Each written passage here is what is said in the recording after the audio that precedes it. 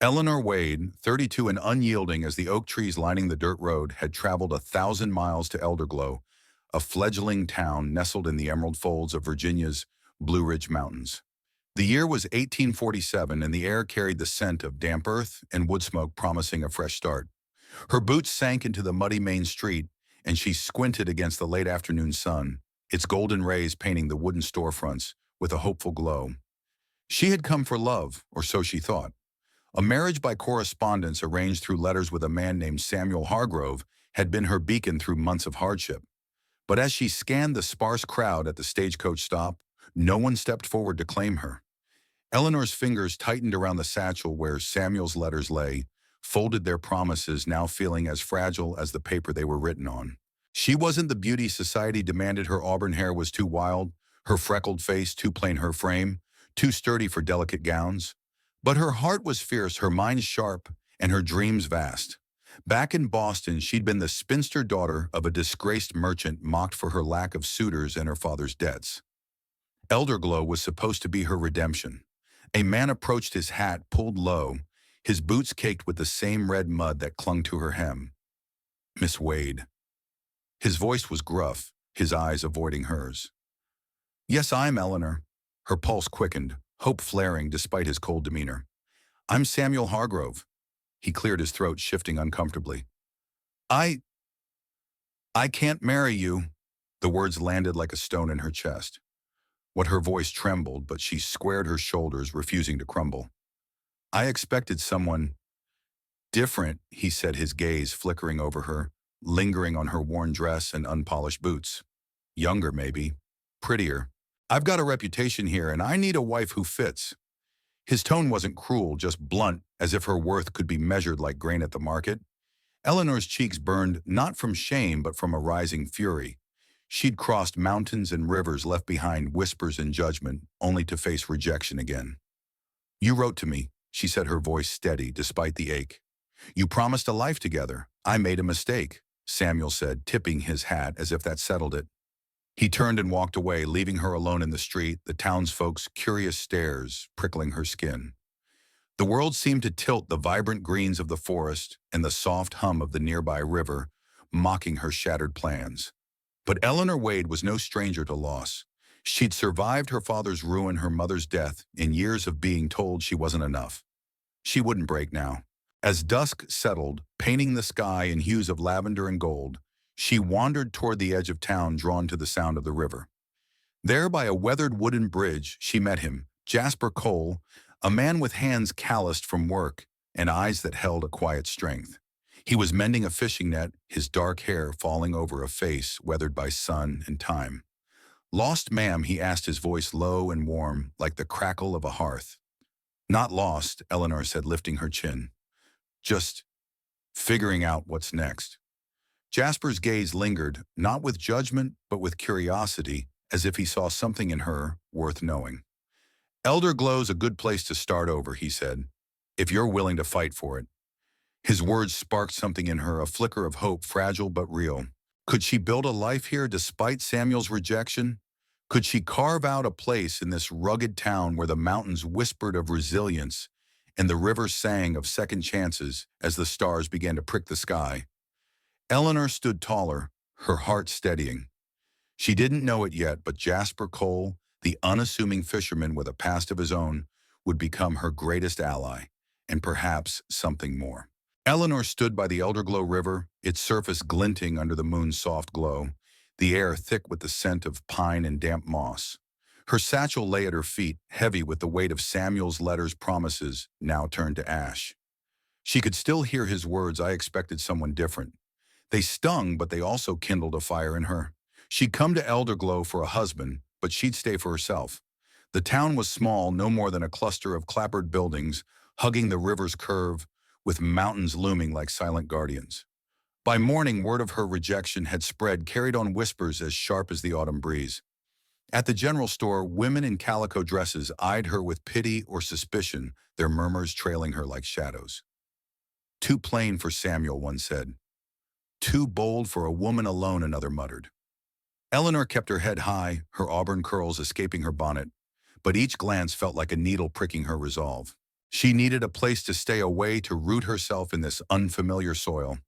The stagecoach driver had pointed her to Doña Rufina, a Mexican widow who ran a boarding house at the edge of town. Rufina's home was a low, whitewashed building, its porch adorned with clay pots bursting with marigolds. The older woman greeted Eleanor with a warm smile, her dark eyes crinkling, like she'd seen the world's sorrows and chosen to laugh anyway. "You're the one Samuel left at the stop," Rufina said, her accent wrapping each word in warmth. "Come, mejilla. You'll find your place here."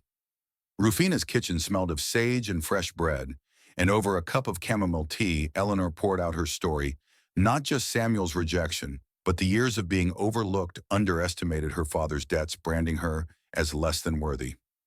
Rufina listened, her hands folded, her presence steady as the mountains. "Men like Samuel see with their eyes, not their hearts," she said. "But you, Eleanor, you've got Forza strength. Build something here. The town needs it." Inspired, Eleanor decided to stay. She had a small inheritance, enough to rent a room from Rufina and perhaps start a trade. Back in Boston, she'd learned to sew not just dresses, but sturdy work clothes, and her hands itched to create something useful. But as she walked through Elderglow seeking a shop to set up, she met resistance. The blacksmith shook his head. "No space for a woman's notions." The mill owner laughed. "Stick to mending, miss." Their words echoed Samuel's rejection, but Eleanor's jaw tightened. She'd prove them wrong. That afternoon, she crossed paths with Jasper Cole again, this time at the town square, where he was unloading crates of fish for the market. His shirt was rolled to his elbows, revealing arms strong from years of hauling nets. He caught her eye and tipped his hat, a small gesture that felt like an anchor in the storm of judgment. "Heard you're staying," he said, wiping sweat from his brow. "Takes grit to face a town like this after what happened." Eleanor managed a smile. "Grit's all I've got left." Jasper chuckled, his laugh low and warm, like the rumble of the river. "More than most, then. If you need help settling in, I know folks who'd trade for good stitching." He paused, his gray eyes searching hers. "You're not what they expect, Miss Wade." "That's a good thing." His words lingered as she walked back to Rufina's, the sunset casting long shadows across the valley. But trouble loomed. At the boarding house, a woman waited. Clara Vance, Samuel's former sweetheart, her blonde curls perfect, her smile sharp as a blade. "So you're the one who thought she could take Samuel?" Clara said, her voice dripping with disdain. "Elderglow doesn't need outsiders stirring trouble." Eleanor's heart raced, but she stood tall. Clara's beauty was a weapon, but Eleanor had her own strength, a will forged in hardship. Could she face this new rival and carve a place in Elderglow's unforgiving heart? Morning in Elderglow dawned gray, the sky a quilt of clouds over the Blue Ridge Mountains. Eleanor sat at a small table in Rufina's boarding house, her fingers deftly mending a torn shirt for one of the boarders. The rhythmic pull of thread through fabric calmed her, a quiet rebellion against the town's whispers. Clara Vance's words from the day before echoed in her mind. Elderglow doesn't need outsiders. But Eleanor wasn't here to beg for acceptance, she'd earn it. Rufina bustled into the room, her apron dusted with flour. "You've got a gift, mejilla," she said, nodding at the neat stitches. "Folks here need practical things. Work aprons, trousers, curtains. Start small and they'll come to you." Her encouragement was a warm ember in Eleanor's chest, but the challenge loomed large. Elderglow's merchants had dismissed her, and Clara's influence ran deep, her family owning half the town's land. Determined, Eleanor ventured into the market square, her satchel heavy with samples of her work, sturdy canvas aprons, and patched overalls. The square buzzed with life, farmers haggling over potatoes, children chasing a stray dog, the air rich with the tang of smoked meat and fresh hay. She approached a stall run by a wiry woman named Martha, who sold eggs and butter. "I can make you an apron that'll last years," Eleanor offered, holding up her work. Martha's eyes narrowed, scanning Eleanor's plain dress and freckled face. "Heard about you," she said. "Samuel's cast off. Why should I trust your stitching?" Eleanor's throat tightened, but she met Martha's gaze. "Because I know what it means to hold things together when they're falling apart." Something softened in Martha's expression. She took an apron, running her fingers over the tight seams. "Fair enough. I'll try one. Don't make me regret it." It was a small victory, but it felt like a crack in Elderglow's walls. As Eleanor moved through the market, a few others, a carpenter A baker agreed to trade for her work. But Clara's shadow lingered. At the bakery, Eleanor overheard two women whispering about Clara's claim that Samuel might still choose her, that Eleanor was a fleeting distraction. The words stung, but Eleanor pushed them aside. She wasn't here for Samuel anymore. That afternoon, a drizzle began, and Eleanor sought shelter under the awning of the town's only tavern. Jasper Cole was there unloading a cart of firewood, his broad shoulders damp from the rain. He noticed her and grinned, his gray eyes bright against the gray sky. Making friends already, he asked, stacking logs with easy strength. Trying, Eleanor said, brushing wet curls from her face. Some folks here think I'm more trouble than I'm worth. Jasper's expression darkened, not with pity, but with understanding. Folks like to judge what they don't know. I came here 5 years ago, running from my own ghosts. Took time to prove I was more than my past. His words piqued her curiosity. Ghosts. He hesitated, his hands stilling on the wood. Lost someone I loved. A fiancé. Fever took her before we could marry.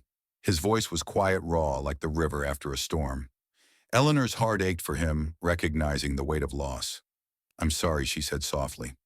But you stayed. You built something here. Jasper nodded, his gaze steady. So can you. You've got a fire in you, Eleanor. Don't let Clara or anyone dim it. His belief in her was a spark warming her against the rain's chill. As they talked, Jasper offered to introduce her to a friend who needed curtains for a new schoolhouse, a chance to show her skills to the community. But as they parted, Clara appeared, her parasol twirling, her smile sharp. Careful, Jasper, she called. She's not one of us. Don't get too close. Eleanor's fist clenched, but Jasper only tipped his hat to Clara, unruffled. I choose my own company, Clara. Always have. As the rain intensified, Eleanor walked back to Rufina's, her heart a tangle of hope and defiance. Could she win over Elderglow's skeptics and prove Clara wrong? And what was this quiet pull she felt toward Jasper, a man who saw her strength when others saw only flaws? The rain had cleared, leaving the air crisp and the Blue Ridge Mountains sharp against a cerulean sky. Eleanor walked toward the schoolhouse, her satchel brimming with fabric samples. Coarse linen for curtains dyed a soft blue to catch the light. Jasper's friend, Miss Abigail, the town schoolteacher, had agreed to meet her, offering a chance to prove her worth. The scent of wet earth and wildflowers filled her lungs, grounding her as she steeled herself against the whispers that followed her through Elderglow streets. The schoolhouse was a modest structure, its windows bare, its interior echoing with the laughter of children who'd soon fill its benches. Abigail, a wiry woman with gray-streaked hair and kind eyes, greeted Eleanor warmly. Jasper says, you're a wonder with a needle, she said, her voice carrying the gentle lilt of the South. These children need a place that feels like home. Can you make that happen? Eleanor's heart swelled. I can, she said, spreading her samples across the table. She described her vision curtains to soften the stark windows, sturdy enough to withstand curious hands but beautiful enough to inspire. Abigail nodded, impressed, and agreed to hire her for the job. It was a small contract, but to Eleanor it felt like a cornerstone for the life she was building. As she worked measuring windows and sketching patterns, Jasper stopped by carrying a bundle of lumber for the school's new desks. His presence was steady like the river that ran through Elderglow, and his easy smile warmed her more than the autumn sun. You're making this place come alive, he said, watching her pin fabric with practiced ease. It's just curtains, Eleanor replied, but her cheeks flushed at his praise. It's more than that, Jasper said, leaning against the doorframe. You're showing them you belong. His words lingered heavy with meaning, and for a moment their eyes locked, a silent understanding passing between them. Eleanor wondered about the man behind those gray eyes, what scars he carried, what hopes he held. But the moment shattered when Clara Vance swept into the schoolhouse, her silk dress a stark contrast to the rough-hewn walls. Abigail, you can't seriously trust her, with this, Clara said, her voice sweet but laced with venom. She's an outsider and her work's untested. My cousin in Richmond can send proper curtains. Abigail hesitated, glancing between Clara and Eleanor. Clara's family held sway in Elderglow, their wealth tied to the town's largest farm. Eleanor's stomach knotted, but she stepped forward. Miss Abigail, I've sewn for years, work clothes, quilts, anything that holds a family together. My curtains will last, and they'll be made with care. Abigail's lips twitched into a smile. I believe you, Miss Wade. Let's see what you can do. Clara's eyes narrowed, but she said nothing, her departure leaving a chill in the air.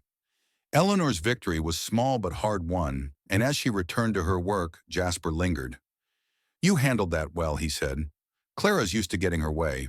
She won't this time, Eleanor said, her voice firm. I'm not here to be pushed out. Jasper's grin was slow, admiring. I reckon you'll outlast her. That evening at Rufina's, Eleanor shared the day's triumph over a plate of cornbread and stew. Rufina beamed but warned her Clara's not done. She's got her eye on Jasper, too. Be careful, mihija. The words settled heavily in Eleanor's chest. Was her growing connection with Jasper a threat to Clara's plans? As she sat by her window, the moon casting silver threads across the river, she felt a mix of hope and fear. The schoolhouse job was a step toward belonging, but Clara's influence loomed large. Could Eleanor's work in her heart find a place in Elderglow?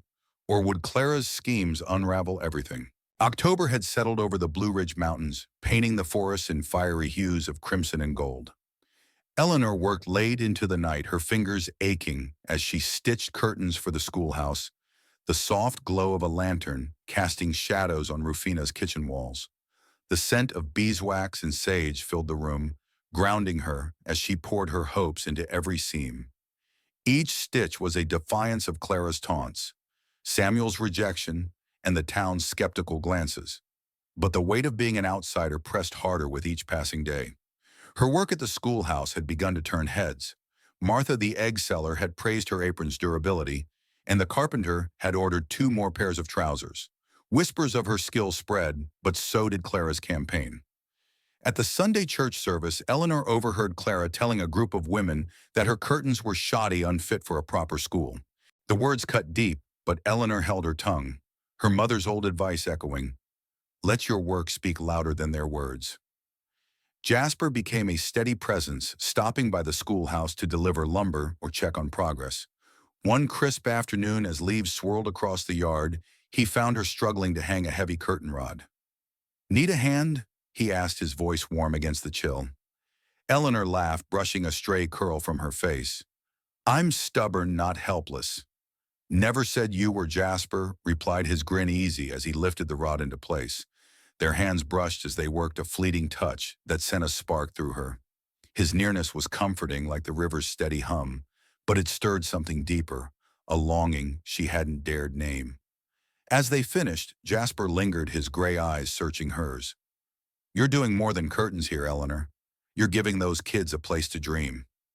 His words warmed her, but doubt crept in. What if Clara's right? What if I don't belong? Jasper's jaw tightened.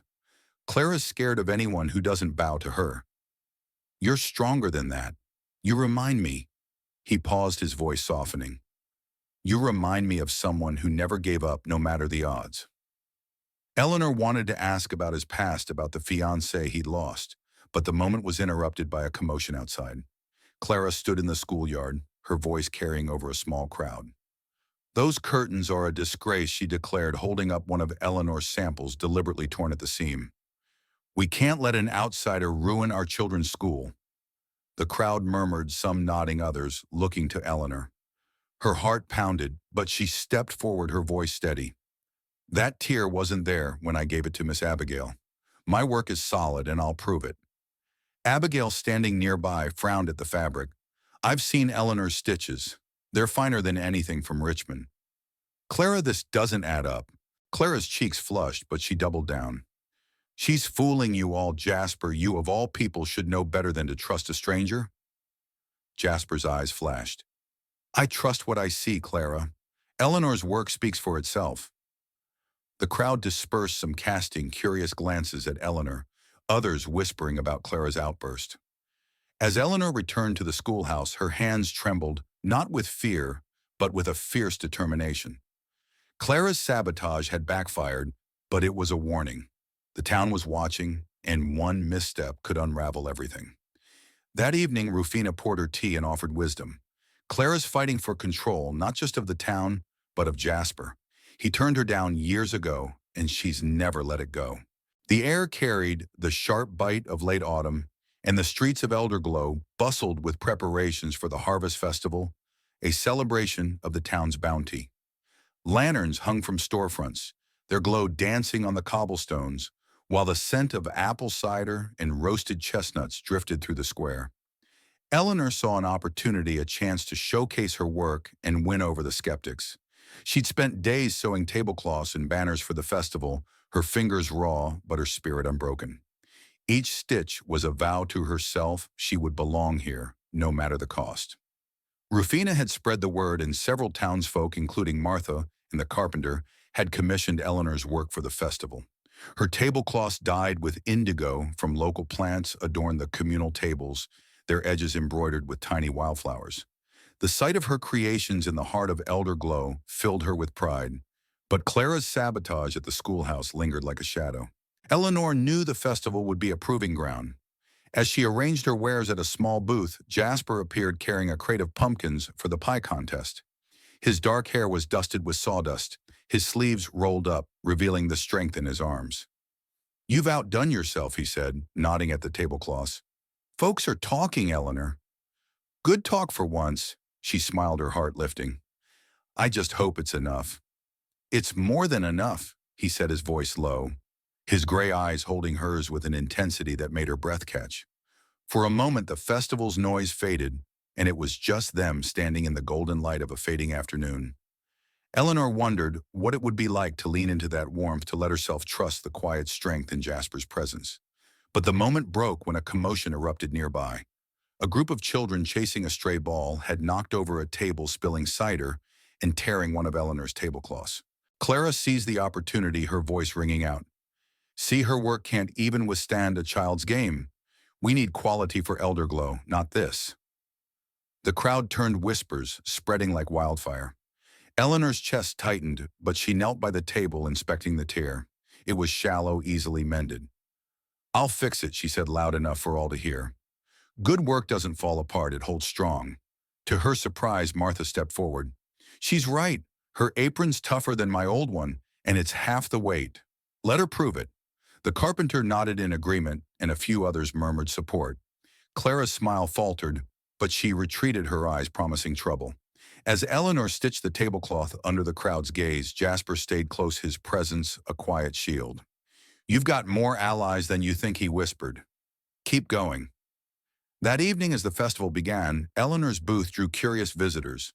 Her banners fluttered in the breeze, catching the lantern light, and several women ordered napkins and aprons. But the night brought a new challenge. A fire broke out in the schoolhouse storeroom, where extra festival supplies were kept. The flames were small, quickly doused, but suspicion fell on Eleanor. Clara's voice cut through the crowd. "She was there today alone. Who else could have been so careless?" Eleanor's blood ran cold. She'd left the schoolhouse hours ago, but the accusation clung like damp leaves. Jasper stepped forward, his voice firm.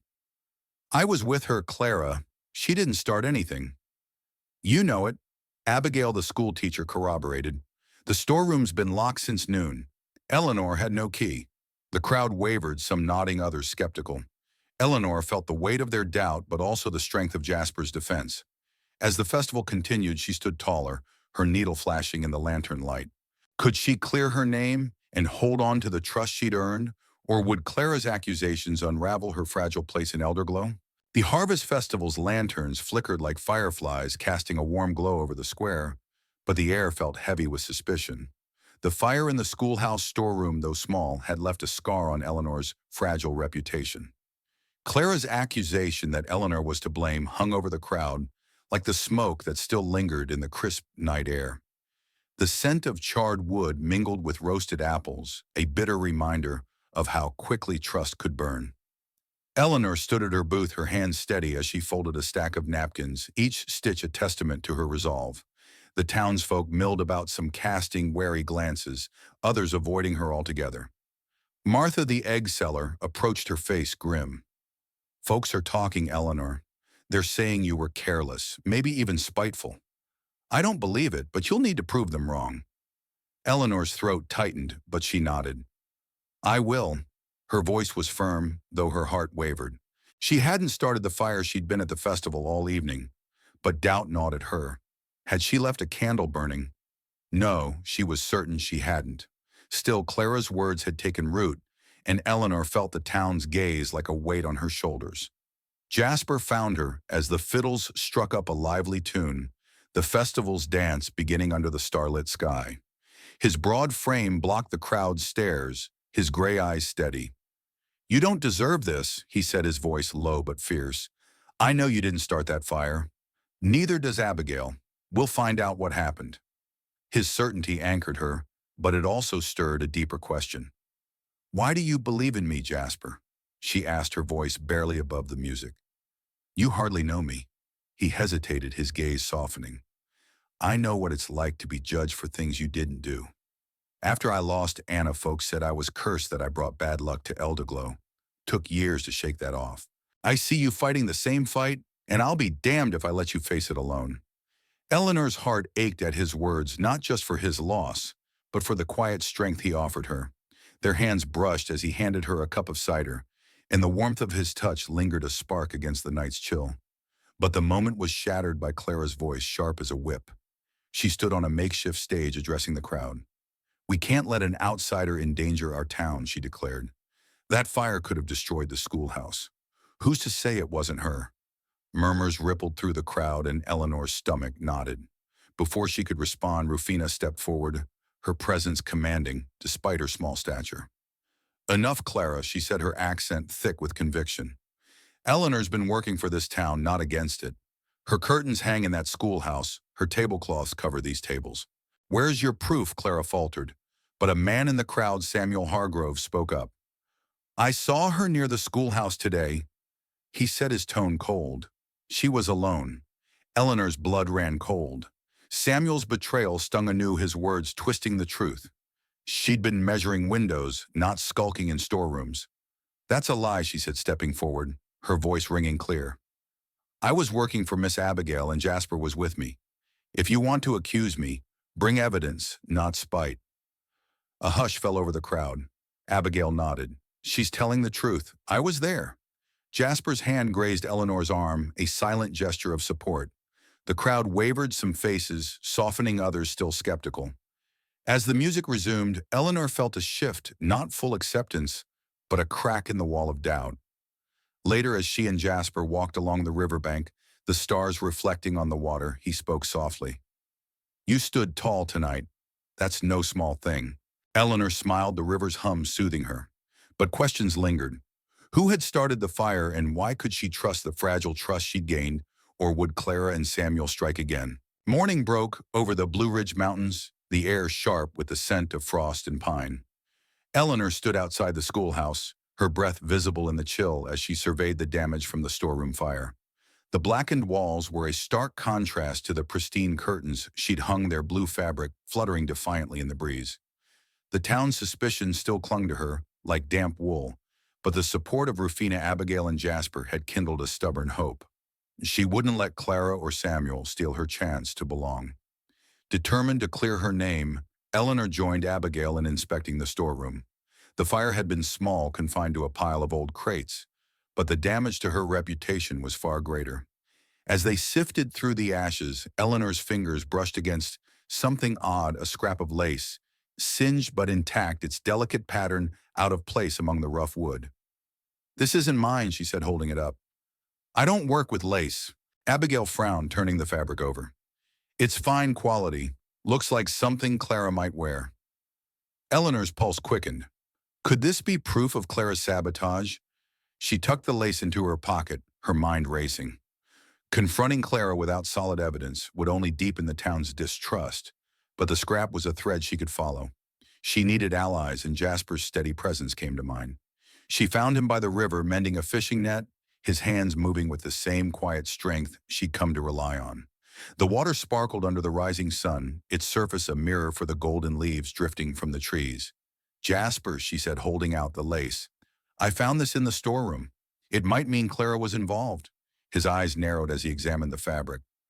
"Clara's got lace dresses finer than anyone's in Elderglow, but accusing her without proof, that's a risk." He paused, his gaze softening. "I'll help you find the truth. You don't have to do this alone." His words warmed her, but they also stirred a deeper ache. Standing close, the river's hum filling the silence, Eleanor felt the pull of something more than gratitude. Jasper's belief in her was a lifeline, but his nearness, his calloused hands, the faint scent of wood smoke on his shirt awakened a longing she hadn't dared name. "Why do you keep helping me?" she asked, her voice soft. Jasper looked out at the river, his expression unguarded. "Because you're real, Eleanor. You don't hide who you are, and you don't break under pressure. After Anna died, I thought I'd never feel—" He stopped, his jaw tightening. "I thought I'd never feel anything again. But you make me want to try." Her heart pounded the air between them, charged like the moment before a storm. She wanted to reach for him to bridge the gap, but fear held her back. What if trusting her heart led to more pain? Their moment was interrupted by Rufina, who hurried toward them, her face grim. "Eleanor Clara's at the general store telling everyone you're planning to leave town after ruining the schoolhouse. She's got Samuel backing her." Eleanor's fist clenched the lace in her pocket, a burning weight. "I'm not running," she said. "I'll face her." That afternoon, she marched to the store where Clara held court, her blonde curls gleaming under a velvet bonnet. "Eleanor," Clara said, her smile sharp, "why stay where you're not wanted?" The crowd watched, waiting. Eleanor held up the lace. "I found this in the storeroom. Care to explain?" Clara's eyes widened, but she recovered quickly. "You're desperate, accusing me with scraps. Samuel saw you there." Samuel nodded, but his gaze flickered. Eleanor seized the moment. "Then let's ask the storekeeper if he sold you this lace, Clara.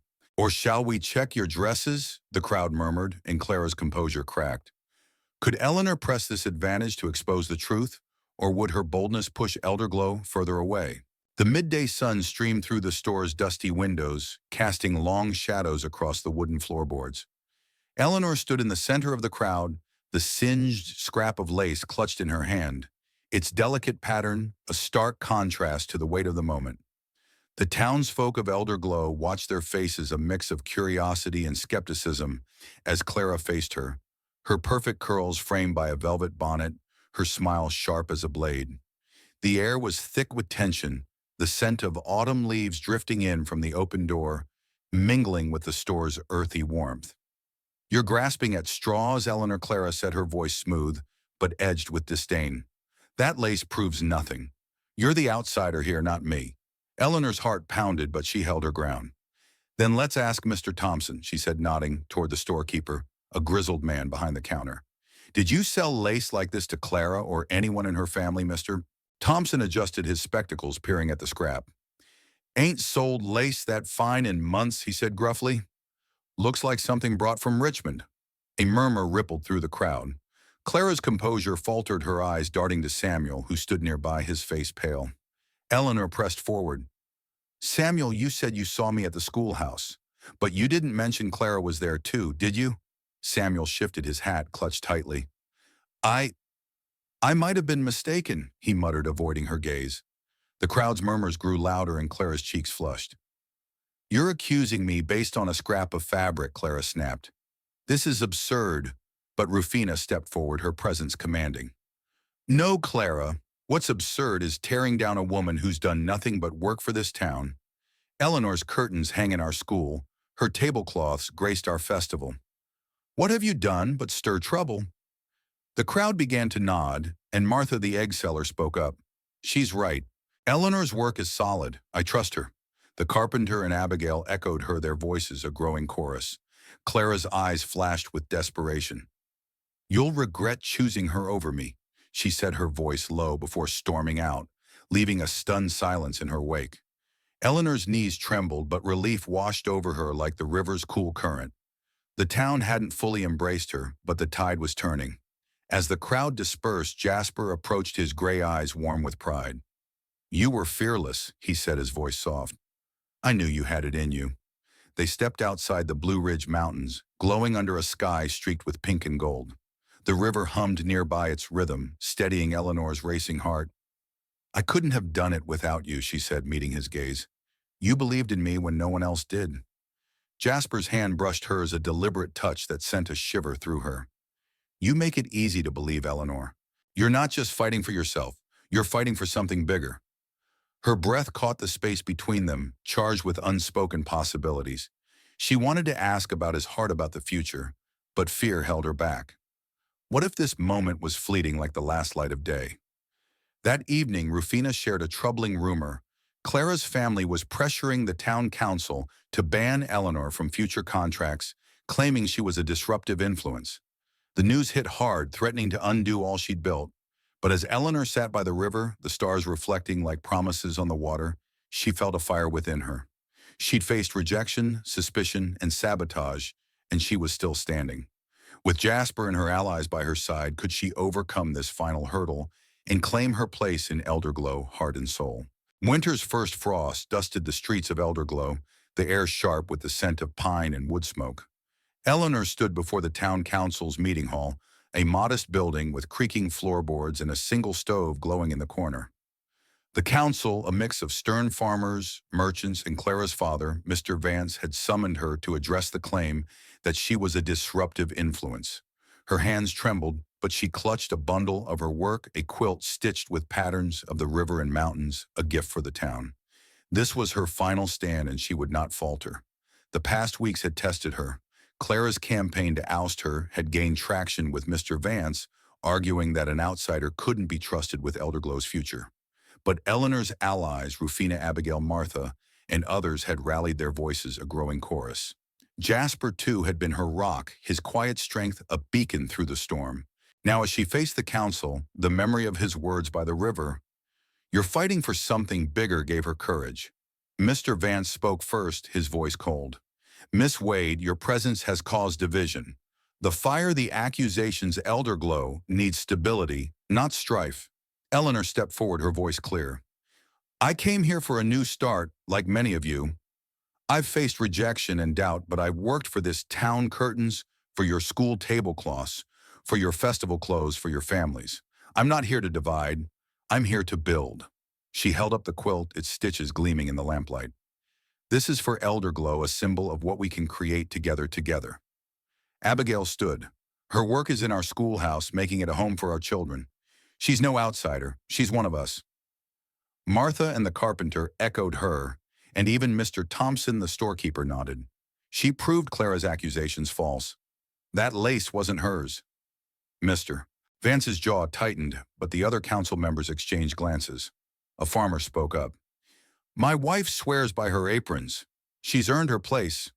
The vote was close, but the council ruled in her favor. Eleanor was free to stay to work to belong. As she left the hall, the frost crunching under her boots, Jasper waited outside, his gray eyes bright against the morning's chill. "You did it," he said, his smile warm as a hearth. "I couldn't have without you," Eleanor replied, her heart full. They walked to the river, its surface glinting like a mirror for the mountains. There, under a bare oak tree, Jasper took her hand. "Eleanor, I've been running from my heart since Anna died. But you've shown me what it means to live again. I love you not for what you look like or where you're from, but for who you are." Tears pricked her eyes, but they were born of joy.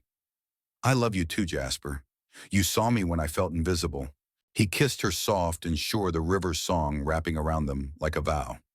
They married that spring in a ceremony by the schoolhouse, with Rufina's marigolds blooming, and the town gathered, even Clara watching from a distance, her influence diminished. Eleanor's quilts and curtains became a hallmark of Elderglow, and she taught the children to sew, leaving a legacy of resilience and creativity. As the years passed, Elderglow grew, its heart strengthened by a woman who turned rejection into roots. Standing by the river with Jasper, Eleanor knew she'd found not just love, but a home. You've walked with Eleanor to the end of her journey. Share your favorite moment below with the keyword roots, and tell us what moved you most. Like, share, and subscribe to join us for more stories of love and triumph. Check out related videos in the description. If you love stories of resilience and romance, keep spreading the inspiration. Hit like, share, and subscribe now.